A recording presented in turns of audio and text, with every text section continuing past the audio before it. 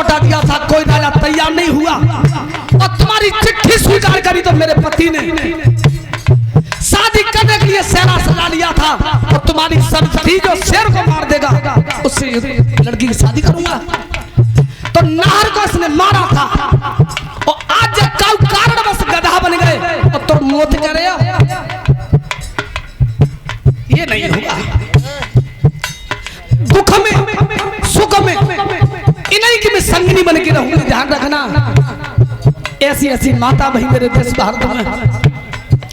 तब तो राजा सिंहराज ने क्रोधित होकर के कहा, लड़की अगर तू इस गधा का साथ नहीं छोड़ेगी तो मैं तुझे अपने नगर में नहीं रहने दूंगा, इस नगर में नहीं रहने दूंगा तुझे मैं। तब लड़की जवाब दे रही है,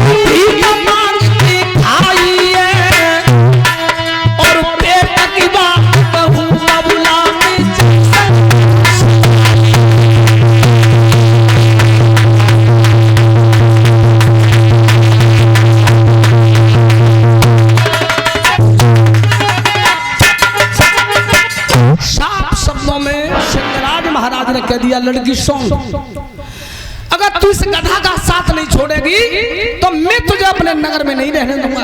पिताजी बिल्कुल मत रहने देना, आज मुसीबत में मैं इनको संग छोड़ दूं, ये मेरा दायित्व नहीं बनता है। राजन परीक्षित गधा को लेकर लड़की और नगर को छोड़ के आगे बढ़ गई थी। गांव गांव भीख मांग रही है और गांव गांव भीख मांगत भाई खात भाई आगे के लिए निकल गई। कहां पहुंची? काशी की ओर बढ़ गई थी, काशी की ओर। एक भट्टा पर राकेश भैया मिट्टी डाल रही थी, मजदूरी कर रही थी, लेकिन कर्म कौन सा कर रही है? मिट्टी का पला और अपने सर पे धारण करती है परीक्षित महाराज और गधा की पीठ पर केवल हाथ रख लेते और चलते। एक दिन बहो, 4 दिन बहे, 8 दिन बहे, 15 दिन बहे। तो एक दिन की बात थी राजन परीक्षित, जब नजारे को, इस दृश्य को और काशी नरेश देख रहे कि कई दिन से देख रहा हूं जी लड़की अपने इतनी मेहनत करती है, सर पे मट्टी धारण करते लेकिन गधा पे बोझ ना धरती। तो काशी नरेश स्वयं चल के आए, बेटा सोन, जब मिट्टी के पला को तो जमीन पर धरते है, पहले मेरी बात को जवाब दे दे।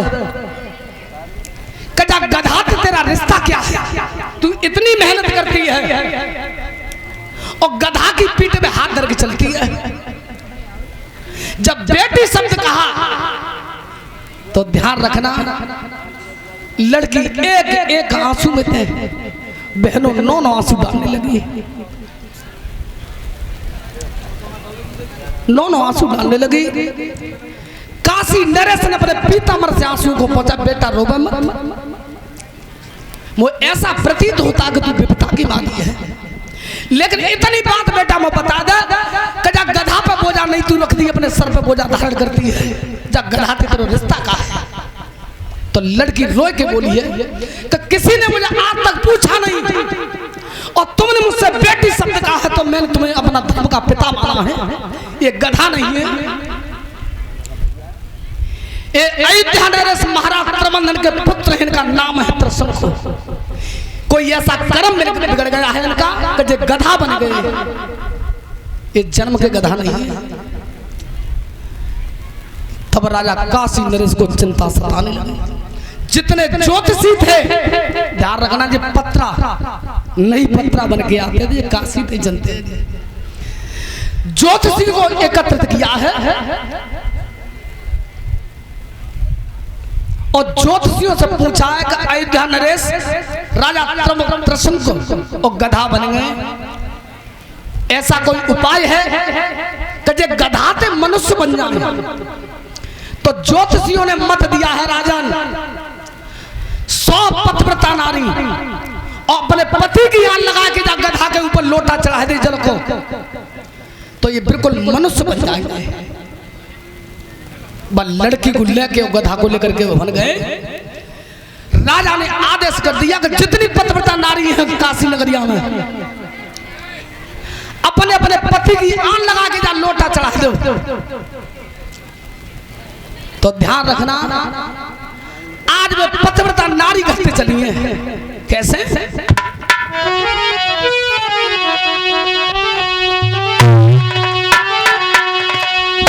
अरे नारी चले गई आंगन पे और लोटा हाथ उठाती है।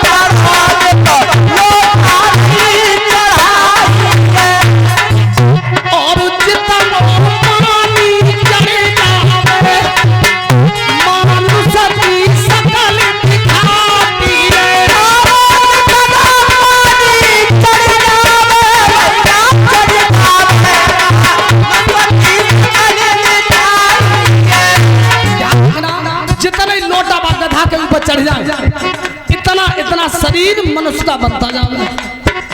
राजन परीक्षित लोटा चढ़े तो कितने चढ़े? अरे नो और उन्ना पे चढ़े गए और खुला लाई रोसा किए।